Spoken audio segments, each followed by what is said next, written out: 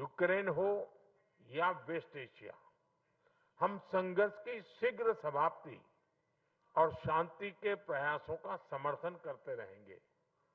हम इस बात पर भी एकमत है कि बढ़ते हुए ग्लोबल चैलेंजेस के समाधान के लिए ग्लोबल इंस्टीट्यूशन का रिफॉर्म अर्जेंट और इम्पोर्टेंट हो है।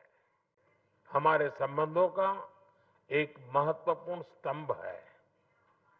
हमें बहुत खुशी है कि पिछले कुछ वर्षों में दोनों देशों के बीच मिलिट्री एक्सचेंज और ट्रेनिंग सहयोग बढ़े हैं। आज हमने साइबर सिक्योरिटी, मैरीटाइम सिक्योरिटी और काउंटर टेररिज्म सहयोग को भी और मजबूत करने का निर्णय लिया है। और इस संकल्प को साकार करने के लिए आज हम अपने विश्वसनीय संबंधों को एक स्ट्रेटेजिक पार्टनरशिप के रूप में एलिवेट कर रहे हैं।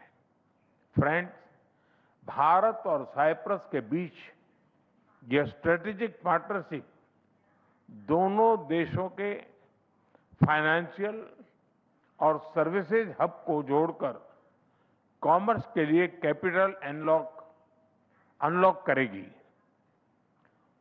यह साइप्रस के इंफ्रास्ट्रक्चर, एनर्जी और एग्रीकल्चर सेक्टर में भारतीय कंपनीज के लिए नए अवसर प्रदान करेगी और भारत के तेजी से बढ़ते शिपिंग और मैरीटाइम क्षेत्रों में नया निवेश लेकर आएगी।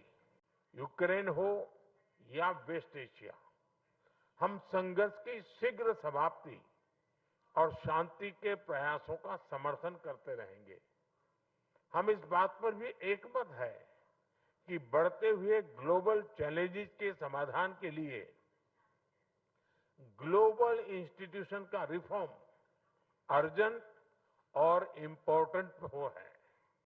हमारे संबंधों का एक महत्वपूर्ण स्तंभ है।